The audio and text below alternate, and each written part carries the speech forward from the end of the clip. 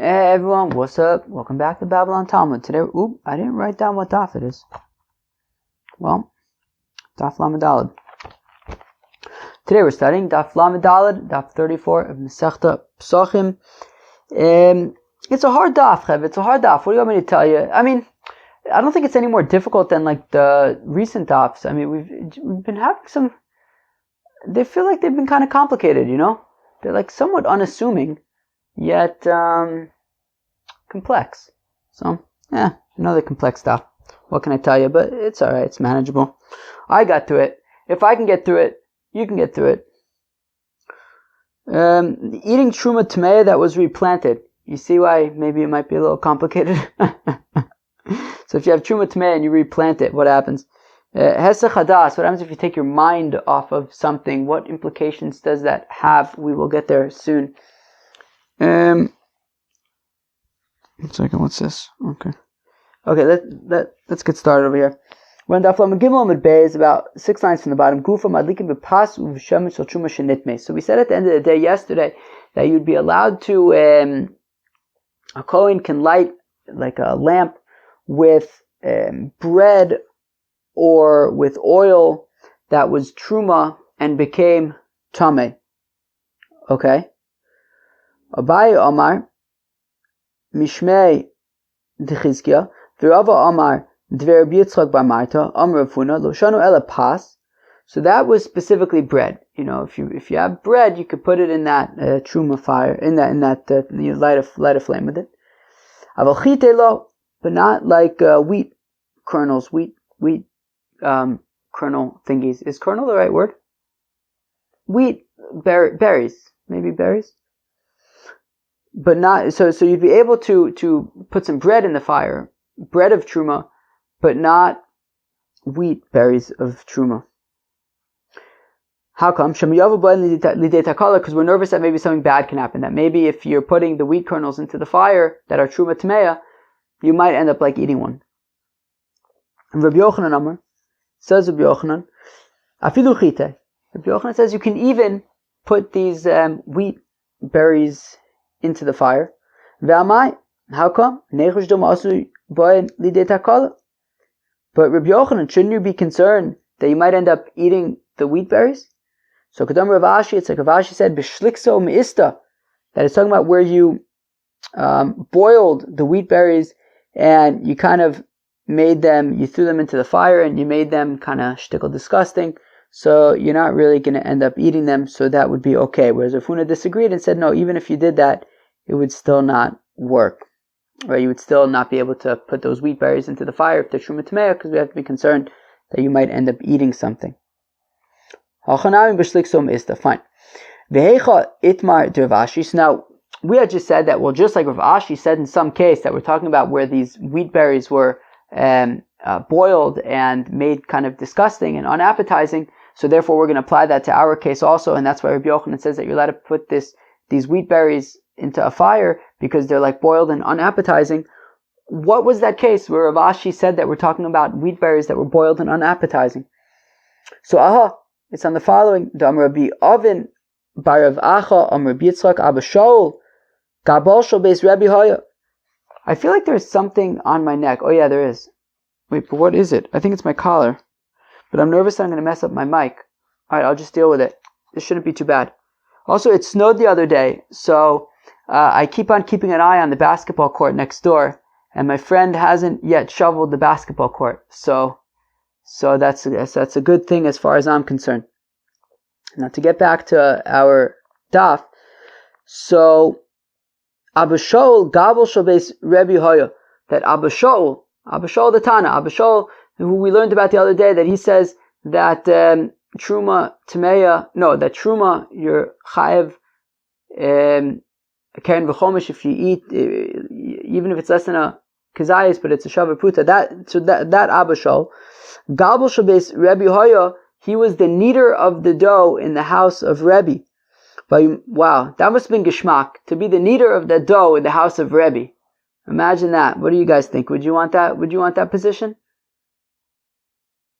Maybe. Maybe not every day. Who knows? Maybe it was fun.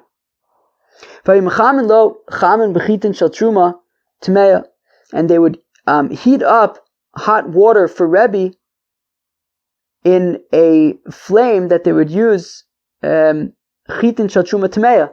The wheat of truma temayah they would put into the fire to heat up this hot water. Now Rebbe would eat chulin betara, right? Meaning Rebbe wouldn't want to eat tamei food, even though he wasn't a Kohen, but still he wouldn't want to eat tamei food, right? That's like there's an inyan to eat chulin betara, right? To even though you don't need to eat things betara, but to still be makbid to do so. I mean, not anymore, it's not really a thing, but at that point. So Rebbe wouldn't want to eat things that are tamei, and yet Abba Shaul would heat up the water with wheat berries of truma temayah. Lalush bo and isa b'tayra, and then he would use that hot water to knead the dough. But amai nechush domasi bulidei takala, shouldn't we be concerned that you might come to eat these truma temayah wheat berries?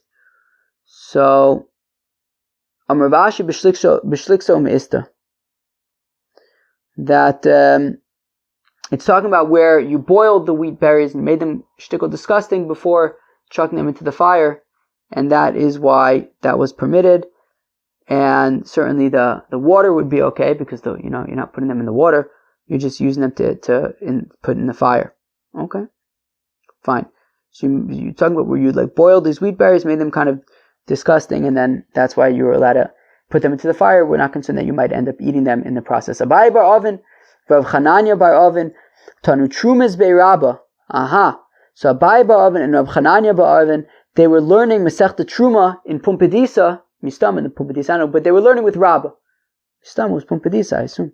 Pagabu Rava bar Masna. Now Rava bar Masna met up, right, bumped into Abai bar Oven and Rav Chananya bar Oven. Amrulu, and he said to them, Maya Misu b'Trumas devei mar. No, what did you learn? What did you learn about Trumas by Rabbah? Amrule, they said to him, Umay kashalach. I don't know, what's your question? Amrulu, he said to them, okay, fine, here's my question. Tanan, we learned in a Mishnah, Shesile Trumas shenitmu. So if you have these saplings of Truma, and they became Tameh, Vishaslan, and so you replanted them in the ground. Okay, fine. Taru milatame. Well, that's it. Well, they're tahor now. Meaning, you had these saplings, they were truma temayah, and then you replanted them, so they lose their tuma. They're no longer tameh. Ve'asur milecho, but nonetheless, you're not allowed to eat them. Okay, that's the Mishnah.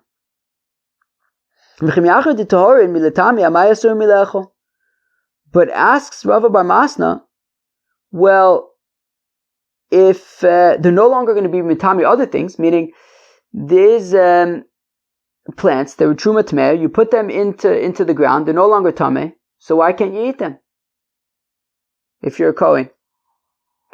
Amrulei, so Abai bar Oven and Rav Chananya bar Oven, they said to Rava bar Masna, Hachi Amar Rabba, this is what Rabba said, my asur and the zarin. What does it mean that you're not allowed to eat them? It means that non-Kohanim are not allowed to eat them. Meaning, so you had these saplings, they were truma temayah, you put them in the ground, they're no longer tameh. So if you're a Kohen, you can now eat them because they're just truma, but a non-Kohen would be unable to eat them because they're still truma. Umay kamash malon, but then Rabbi bar Masna says, but then what's the chiddush? Gidulei truma? What is the chiddush to say that when you plant truma, that what grows from it is going to be considered truma? Tanina, we already know that from a Mishnah. Gedulei truma. Boom. We have a Mishnah that says that if you plant truma, whatever grows from what you planted remains truma. So what's the chiddush over here? V'chitema gedulei gedulin. If you can say, yeah, but the chiddush is gedulei gedulin. That meaning, even if you have a plant that, like, let's say an onion or something that you put back in the ground, and then apparently the onion will kind of stay intact, but grow more kind of layers around it. And we're saying that even those layers would also be, right, those new layers would also be considered truma. Umay kamash malon. B'davar shein zaru kole. What's the chiddush? That meaning, even though you have something that doesn't decompose, we're saying that, meaning like you have an onion, and the onion will kind of stay intact, and now you have these new layers that grow on it, and we're saying that they will be considered terumah tahora once you plant them. Hanami tanina. We also learned this in a Mishnah. Hatevel gidulav mutarin, b'davar shizaru kale. That if you have tevel, right? So let's say you have a whole bunch of tevel, a whole bunch of food that is not tied, and then you plant them in the ground. So what grows from it, you can eat. You can eat in like an arai sort of fashion, right? So meaning, right, if you have a whole bunch of like grain and stuff, okay, and then you've harvested the grain and you put it in a pile and you smooth out the top of the pile, that's what's called meiruach, and at that point it's considered tevel. You can't eat it, you have to take trumas and maasros. However, if you take some of it and you plant it in the ground, and then it grows again, and then you like pluck some of them, but don't like go through the whole process of like, you know, putting them in a pile and harvesting them, so you can eat them in an arai fashion, in a sort of temporary fashion, and you wouldn't have to separate trumas and maasros. B'davar shezaru kale, and that's talking about specifically something like, let's say, wheat, where when you plant it, so the seed completely like kind of breaks down and disintegrates. So in that case, you would be able to consider it like it kind of broke down, disintegrated, grew into something new, and now you can eat it without separating trumas and maasros. B'davar she'ein zaru kale, but something she'ein zaru kale, that its seed doesn't disintegrate, like something like an onion. So afilu gidulin asurin ba'achila, even that which, you know, grows on it, even the new growth would be asur ba'achila. You would not be allowed to eat. So we see that even the new growth would kind of keep the status and would remain tevel. So here also, by the terumah, if you have like an onion or something, it was terumah temayah, and you kind of grow it, so it won't be tameh anymore, but it will remain terumah. Just like the tevel, the new growth remains tevel, so also the new growth on the terumah will remain terumah. So what exactly is the chiddush that we're learning from Rabbah, right? So well, what's the chiddush in the Mishnah, and how does Rabbah address it, right? Meaning, so the Mishnah said that if you take some of this terumah tameh and you plant it, so then it is no longer tameh. And we're saying, but still, only a kohen can eat it. Like, what's the chiddush? That it remains terumah? We already know it remains terumah. And even if you're going to say that it's talking about the new growth remains terumah, well, we already know that also from the fact that the new growth by tevel remains tevel, so the new growth by terumah remains terumah. So what exactly is the chiddush? So ishtiku. So Abai bar Avin and Chanani bar Avin were quiet. Amrulei, so they said to Rav bar Masna, Midishmi alach beha. Well, no, do you have an answer? Amrulu, he said to them, Hachi Amr Rav Sheshes, this is what Rav Sheshes said, My asurin, what does it mean asurin? That when you take these terumah saplings and you replant them, so they lose their tumah, but they're not allowed to be eaten.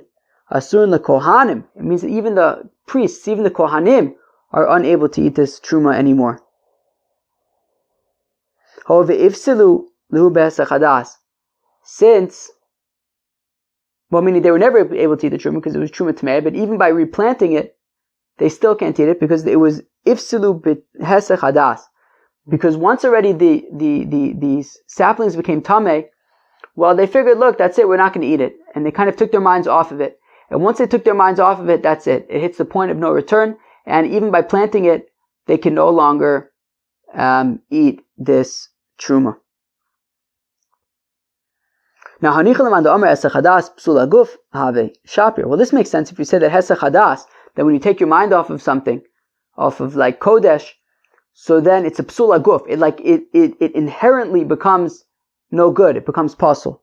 Well, shapir, then I get it, right? Meaning you had these saplings, they became terumah temayah, meaning they were terumah and they became temayah, and you took your mind off of them. Now there's nothing you can do. They're inherently pasul now. You can never eat them.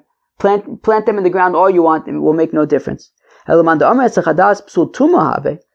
if you say that Hesech hada'as, when you take your mind off of kodashim or terumah, so it's just like a psul tumah, meaning we have to be concerned that since you took your mind off of them, maybe something tameh touched them and made them tameh.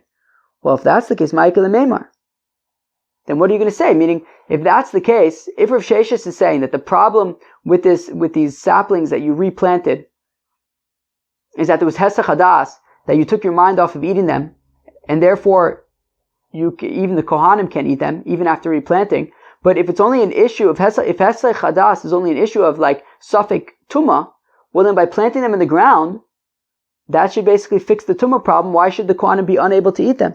The Itmar, as it was stated, Hesech hada'as, when it comes to taking your mind off of kodashim, Rabbi Yochanan Amar Psul Tumah Have. Rabbi Yochanan says that it's like a tameh kind of psul. I.e., we have to be concerned that maybe something tameh touched it while you were spacing out. Rabbi Shimon ben Lakish Amar Psul Aguf Have. Whereas Rish Lakish says, no, it's an inherent problem in this item that you took your mind off of, and there's nothing, right, and it is inherently now possible. Rabbi Yochanan Amar Psul Tumah Have, Shem Yava Eliyahu V'Yitarena Shomano. Rabbi Yochanan says that it's a psul of Tumah, meaning if Eliyahu Hanavi now comes and says, oh, by the way, this thing you took your mind off of and you weren't sure if something tameh touched it, if Eliyahu Hanavi comes and says, guess what? No, nothing tameh touched it, well then it will be tahor.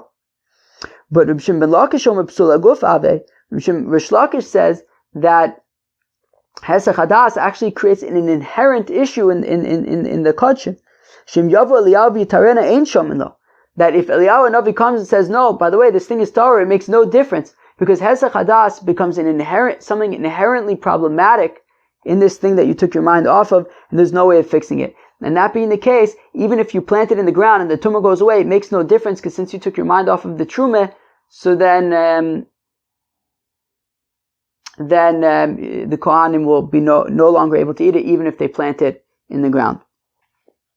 So now Rabbi Yochanan, who says that Hesech hada'as is a psul tumah, asks the kasha and Rish Lakish, who says that Hesech hada'as is a psul aguf. Rabbi Shmuel ben Rabbi Yochanan ben Baroka Omer, says Rabbi Shmuel ben Rabbi Yochanan ben Baroka, that there was a small hole dug in the ground, a small little pitala dug in the ground, ben kevesh lamizbeach b'mayravo shel kevesh, between the ramp of the mizbeach and the mizbeach itself on the western side of the mizbeach. Okay, what was it for? Sheshamayu zorkim psulei chata sa'of. That if you had psulei chata sa'of, if you have a bird offering, a bird sin offering, and it became puzzle, and the assumption now is, how did it become puzzle? It became puzzle because you had Hesech hada'as, you took your mind off of it. So there was that little, if you have these chata sa'ofs, that you took your mind off of it, so you just push it, chuck it into this little pit next to the mizbeach, between the ramp and the mizbeach. V'tu'uba tzurason, and then when you throw it into the pit, the tzura, you basically throw it into the pit overnight, and then that's enough time for like it to kind of change a little bit, like its face to kind of change. But really the important thing is that overnight it's going to be puzzled by lina. Right? If you have something that was off, managed to stay off of the mizbeach all night, so then it'll be puzzle, and then you would burn it. Right? V'yotzon leveis hasreifa, and then the next day you would burn it. Right? So you have these. So if you have these chata sa'ofs that you took your mind off of, so there was Hesech hada'as. So you would take the bird, chuck it into this like little pit next to the mizbeach, and then you would wait until the next morning and then burn it. So Yomid Bishlama Psul Tumah. So this makes sense if you say that Hesech hada'as is a psul of Tumah, kilu, it's like a Safek Tameh, maybe it became Tameh or not, but it isn't inherently, it's not an inherent psul in the bird itself. So therefore you can't just burn it immediately, because there isn't anything inherently wrong with it. You're just not sure if maybe it became tameh because you spaced out. So that is why you have to chuck it into this little pit and wait for it to become puzzle overnight, and then you burn it the next day, because you can't burn it immediately because there isn't definitively anything wrong with it right now. That's why you have to wait overnight for it to kind of change forms a little bit. Because what if Eliyahu Navi comes and ends up reporting that this bird was actually tahor? So then, there's so you can't, for that reason, you can't just burn it yet because you're not 100% sure that there's actually anything wrong with it. But Rish Lakish, if it's like you say, that when you have Hesech hada'as, it's mamish inherently problematic. It's an inherent problem with the oaf, with the bird. Well, the lamali ibut surah. Why can't I just burn it right away? Why do I have to throw it into this pit and wait overnight? If it's an inherent issue, let me just burn it right now. The Tanya is within a brisa. Ze'aklal. This is the rule. Kol shepsula begufo yusarif miyad. That if the psul is begufo, it's pasha inherent in this case in the bird, yisarif miyad, so you can burn it immediately. B'damu v'ba'aylim tu b'tzurasan. But if you have, for example, a korban where you have zrikas adam, and let's say the blood spills out, so there wasn't necessarily anything inherently wrong with the korban except for the fact that somebody made a mistake, and the blood spilled on the floor. So what do you do in that case? Uvibailim, or let's say you have a korban pesach, and the person who was bringing the korban pesach after it was slaughtered, he became tameh. So now there's nobody to eat it. So in these cases, there isn't anything inherently wrong with the korban, but at the same time, there's nothing to do with it. So to ubar tsurasan, so then you just let them kind of wait overnight, not in the mizbeach, v'yot in the beis hasreifa, and the next day you bring them to the beis hasreifa. So, if it's like what you're saying, Rish Lakish, that Hesech hada'as is a psul aguf, is something inherently wrong with the korban, well then why are you throwing this bird into this lul to wait overnight? Why don't you just burn it immediately? Omerle, so Rish Lakish answers, Haitana Tana Devei Rabba bar Avuahu Tamafilu Pigul Ton Ibrat Surah. Aha. So this author of the Brisa that says that when you have these chatas ha'ofs that you had Hesech hada'as about, you throw it into the lul. So that is the Tana Devei Rabba bar Avuah. That is the teacher who taught by Rabba bar Avuah, that he says that even pigul, even like super intense issues of korbanos like pigul, that is in a psul haguf, it is an inherent issue with the korban, even that you would tone ibur tzura, you'd have to wait until it kind of changes a bit overnight, and then you would burn it the next day. So therefore, meaning this Tana would say that even a psul haguf, such as pigul, and certainly also hesech hada'as, things that are inherently problematic, still you would not immediately burn them. Rather, you would kind of let them hang out overnight and then burn them the next day. Eisvei, Rabbi Yochanan asked another kasha on Rish Lakish nitma, o shenifsal, habasar, o sheyatza chutz l'klayim. If you have a korban that became tameh, or it became pasul, we don't know how it became pasul yet, although the assumption is going to be that it became pasul with hesech hada'as. O sheyatza chutz l'klayim, or the meat was taken outside of the azara, right? If we're talking about kodashim, if we're talking about korbanos that have to dafka be eaten in the azara, and the meat was taken outside of the azara. So in these cases, Rabbi Eliezer Omer Yizrok. Rabbi Eliezer says that you're allowed to do zrikas adam nonetheless. Rabbi Yeshua Omer Lo Yizrok. Rabbi Yeshua says no, you cannot do zrikas adam. Umoder Rabbi Yeshua shemzar kurza. But Rabbi Yeshua nonetheless admits that if you did do zrikas adam, it'll be okay. Okay. My nifsal. La besach hada'as.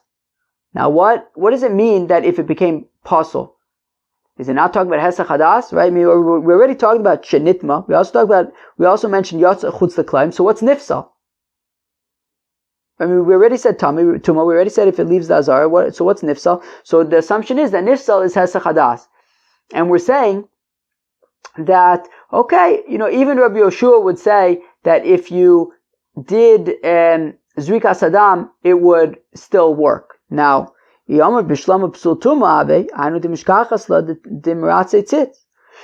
I understand if we say that hesech hada'as is just a psul tuma, well then I understand why both Rabbi Eliezer and Rabbi Yeshua say that you can nonetheless do Zrikas Adam, because Hesech hada'as is only a psul of Tumah, and we know that the tzitz, the gold plate that the Kohen Gadol wears, was Meratza and Tumas HaKodashim, would basically fix the problem of Tumas HaKodashim.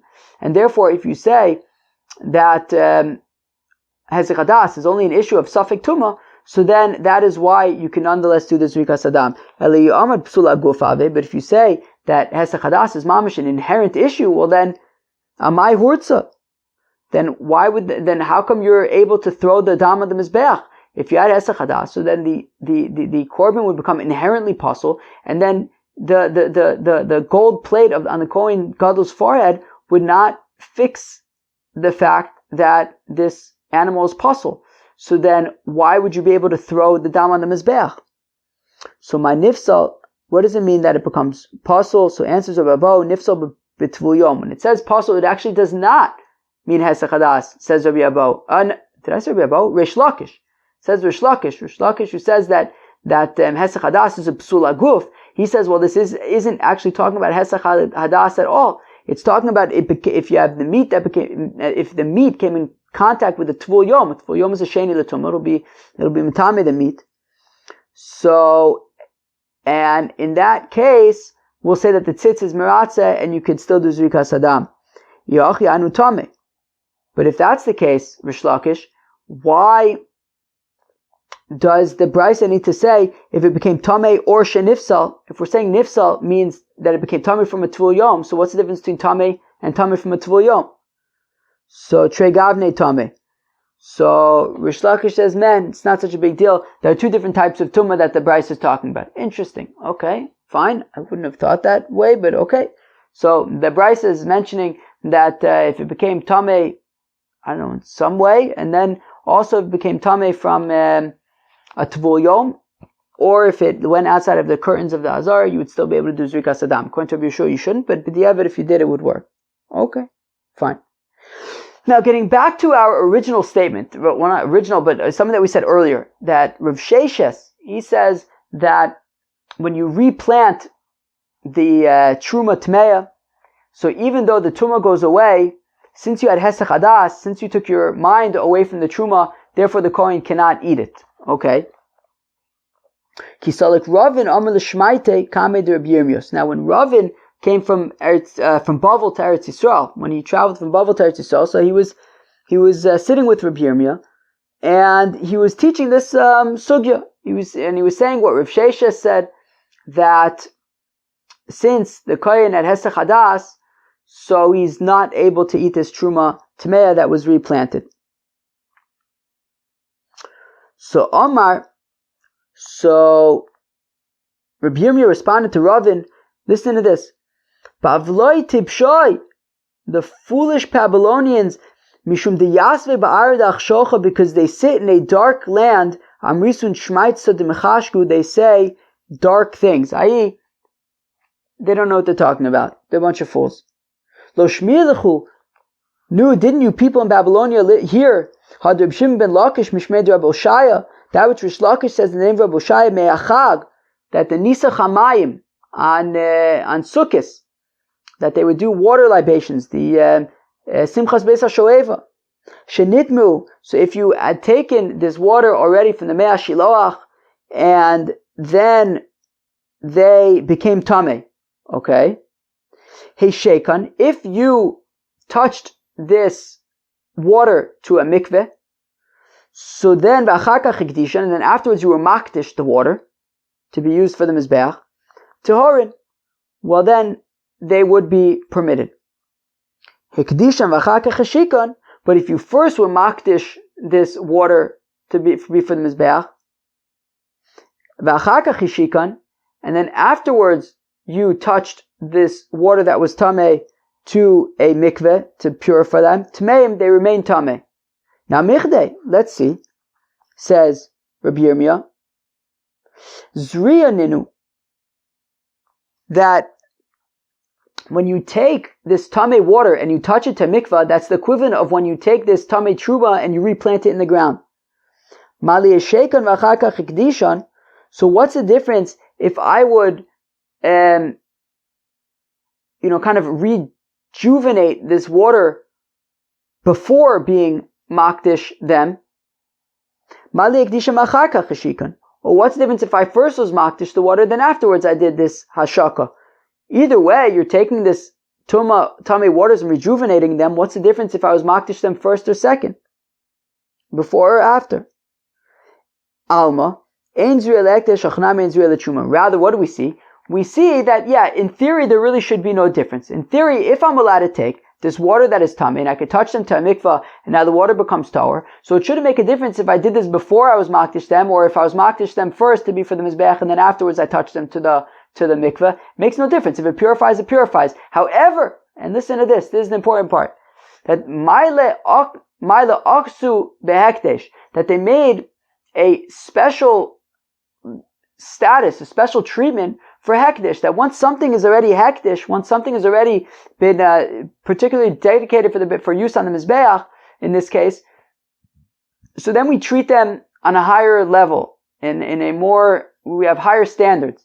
And therefore, even though me'ikra edin, yes, when you touch this water to the mikveh, it will purify them. However, if you were first makdish the water, and you already made them hektish to be used on the mizbeach, at that point we don't want you ki'ilu replanting them, rejuvenating them by making them tahor by touching them to a mikvah. And here also, once already you have these this terumah, so we don't want you to just replant them in the ground and then be able to eat them. They're on a special level. We give them special treatment, that meaning because of their kedusha. I'm having a hard time figuring out what to say. Not like a special status, but special stringencies. Special stringencies that you can't replant them and then eat them. So it says, Rabbi Yirmiyah, that's what's going on with the terumah. It's not because there was Hesech hada'as and now you can't eat it. No, the issue is that because it's terumah, we treat it with special strictness, and you cannot just plant it in the ground and then eat them. Yosef Rav Dimi, if you come la shmaita. So now Rav Dimi, everyone's going back and forth. Bavel Eretz Yisrael, right? First we had Ravin was coming from Bavel to Eretz Yisrael. Rav Dimi, of course, is one of the travelers who comes from Eretz Yisrael to Bavel. So Yosef Rav Dimi, Rav Dimi was sitting with Abai, V'kamer la shmaita, and he was saying this teaching of Rabbi Oshaya, that when it comes to this water for the Nisuch Hamayim on Sukkos, if they became tameh, and then, it depends, if you first put them in the mikveh, touch them to the mikveh, and then you were makdish them, or first you were makdish them, and then touch them to the mikveh, that there's the nafkamina. Now, Yosef Rav Dimi v'kamer la shmaita. Amalei Abaye kedishim b'chli kamer, aval b'peh lo avod rabbanan maila. So Abaye asked Rav Dimi, he said, when we're talking about that he was makdish this water for the use on the mizbeach for sukkos, hekdisham b'chli kamar. Are we talking about that he was makdish this water by putting them to klei sharis, putting them into the vessels that are used for the service in the Beis Hamikdash, and that's how he was makdish it? And that is why that once the water touches the klei sharis, we treat them with special stringencies, and we say that if they're tummy, you can no longer purify them through touching them to the mikvah. But if he was just makdish them verbally, maybe the rabbis didn't give them the special stringencies. Or perhaps or maybe even if you were simply makdish these waters verbally, the chachamim would still make a maila. They would still give it the special stringencies, and you would not be able to make them tahor by simply touching them to a mikveh. Omer le, Zolo Shamati. So Rav Dimi responded and he said, I didn't hear anything about this in particular, about if the hekdesh by the Nisuch Hamayim is verbal or by klisharis. Kayotze Bashamati, but I did hear something similar, Lemaise. The Amr Rabbi Abo, Amr Rabbi Yochanan, Anovim Shenitmu. Okay, if you have grapes that became tameh, Darkan, so if you crushed them, V'acharkach hekdishan, and then afterwards you were makdish them. After you crushed them, you were makdish them. tahorim, they remain tahor. Hikdishan v'achar darkan tmein. But if you first were makdish them and then afterwards you crush them, well then they're tmein.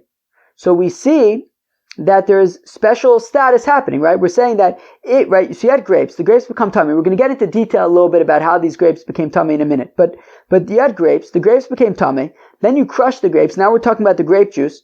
So if you first crush them and then you makdish them, so then that's okay. The grape juice is acceptable. But if you first were makdish the grapes and then you crush them, well, then we treat the juice as being tummy. So v'ha'anovim de kedushas peninu. Now these grapes, you're being makdish them verbally. You're not putting them in any kind of clay sharis. You're just saying, I'm going to make these grapes hektish.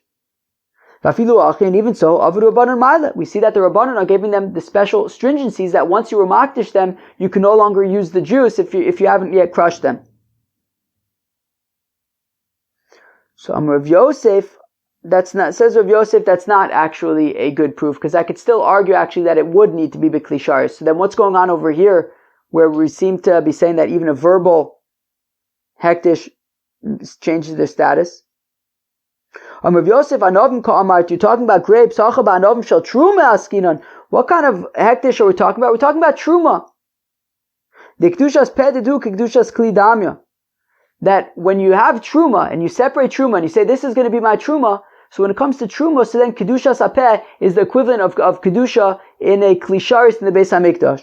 Aval hane, when it comes to nisach hamayim debai kli, which requires to be put in a kli sharis, bepet lo avad rabbanon maila, then the rabbanon would not make these special stringencies when it comes to if you would be makdish this water from nisach hamayim only verbally. Right there, it would have to be b'kli. When it comes to terumah, so then by terumah, you can just be makdish and say, you're going to be my terumah, and then at that point, we would have the special status that if it was tameh and then you crushed it, the juice would be tameh. But by nisuch hamayim, you would have to need klei sharis. Okay, fine. Frag the Gemara sakasha darkan vafilu tuva. So Rabbi Yochanan said, right? Rabbi Yochanan just said that if you have grape, right? Anovim shnitmu darkan v'chakach hektishin tarim hektishin v'chakach darkan tmeim, right? So we said that if you have these grapes that were tameh, so if you crush them first and then make them hekdish, so then whether it's terumah or whatever it is, so then if you crush them first, then they're tar. But if you first make them hekdish, then they're tameh. So now it sounds like you can just crush as much as you want. When we Rabbi Yochanan, would Rabbi Yochanan really say this? Rabbi Yochanan, but didn't Rabbi Yochanan say, where did we see this? On Daf Lamed Gimel. Yesterday we saw this. Anovim shenitmeu, if you have grapes that became tamei, dorkan pachos mikebeya. You have to crush them with clusters of less than a beitza. Because if it was a beitza, an egg's worth, well then the tumor would be transferred from the skins to the juice. So why over there is Rabbi Yochanan concerned that the tumah would be transferred from the skins to the juice, yet over here he's saying crush as much as you want. So Ibai say, well, one way to answer is just to say that this is also talking about where it was less than a kibetza, meaning you're crushing them in increments of less than a kibetza, and as long as you haven't yet been makdish it, that would be okay. But once already you're makdish it, don't even crush them like this, because of Maila, we treat them on special stringencies. Vibai sema, or if you want, I will say, Hasam tenagulu berishin, davlu inu sheni achad tenagu b'sheni davlu shlishi. Exciting times. So, or you can answer that over there, where Rabbi Yochanan says you have to crush them in batches of less than a beitza. Tenagulu berishon, it's talking about where the grapes touch the rishon latuma, and therefore they become a sheni latuma. I.e., the grapes, the outsides, the peels are mamish. I don't know if I said pits before, I hope not, but I definitely meant the peels. I don't know. The peels, the outside, they're a sheni. Sheni the tumah is a real tumah. And therefore, if you have a kibetza of them, well then, when they touch the juice, they're going to transfer the tumah to the juice, and the juice will become a rishon, right? Midirabana, of course. Davlu inu sheni, which means that the grapes will be a sheni, they'll be matame the juice, they'll become rishon midirabana. Hacha, But over here, Dinagu b'sheni d'avelu shlishi. Very interesting. But over here, where Rabbi Yochanan is potentially saying that you can crush as much of the grapes as you want, it's talking about where the grapes touched a sheni l'tumah, which means that the grapes now became a shlishi l'tumah. Now, of course, shlishi l'tumah is only a problem in the context of truma. So now, we're talking about, so if we're talking about that we want to make these chulin al tyrus truma, right? That we want to make sure they want to treat them with the special status of truma. So even when they're chulin, so then we say, look, meikar adin, if this sheni touched these grapes and made them a shlishi, so then, look, if you crush them now before you make them into actual truma or a hektish, so then, look, we'll say, look, these grapes meikar adin were not tameh. This juice is not going to be tameh. So, because it's only a shlishi and it's not yet truma, so then we say, look, the juice is fine. But if they came in contact with this sheni, and now they become a shlishi, which by chulin is not a problem, but for truma it is. And then you say, look, I want these to be truma. Well, then we're going to treat them on a special status and say, look, if we want to treat them as truma, so then we're going to treat them as if they're a shlishi, and if they're a shlishi, they're tameh for truma, and then they're going to be matameh the mashkin, and therefore it's going to be a problem. So if he, so these grapes that are shlishi, if he juices them before he makes them into truma, so then beseder we could say, look, at the end of the day, it wasn't yet truma, it's not a shlishi, and the juice is fine. But if he was first make them truma, well then we're going to say, look, we want to give it special status, and we're going to say that, that these grapes are tameh, and all the juice that's inside of it is tameh, and then it's going to be a problem. So that was daf Lamed Dalid of Masechta Pesachim. A little bit of a, complex daf. Some of the sugyas that came up, eating truma that was replanted, okay? So Rabbah said, look, if you have truma temayah that was replanted, so Kohanim will be allowed to eat it now because it's no longer tameh. Rav Shesha says that actually the Kohanim are unable to eat it because they had Hesech hada'as, and since they took their mind off of it, they can no longer eat that truma, even though it was replanted. Rabbi Yirmiyah says that no, it has nothing to do with Hesech hada'as. It's because we amayla asu b'kodesh, that we make special stringencies when it comes to kodesh, when it comes to truma, and therefore truma temayah, even if you plant it in the ground, you're still not going to be able to eat it. We then got into machlokas between Rabbi Yochanan and Reish Lakish about Hesech hada'as. How do you treat Hesech hada'as? What is Hesech hada'as? When you take your mind off of, like, let's say truma, or off of kodashim, what's the issue? So Rabbi Yochanan says, look, the issue is that, if you're taking your mind off of it, if you're spacing out, then there's a chance that maybe it became tameh. And if maybe it became tameh, so then we don't want you to, so that's why we'll consider it to be possible. Whereas Reish Lakish says, no, it's an inherent issue, with let's say the korban, right? That if you take your mind off of it, then the korban itself becomes possible. And here also by the truma itself becomes possible, at least according to Rav Sheshes, and that's why you'd be unable to, eat it. Alright, very nice. Well, that was Daf Lamed Daled. Peace.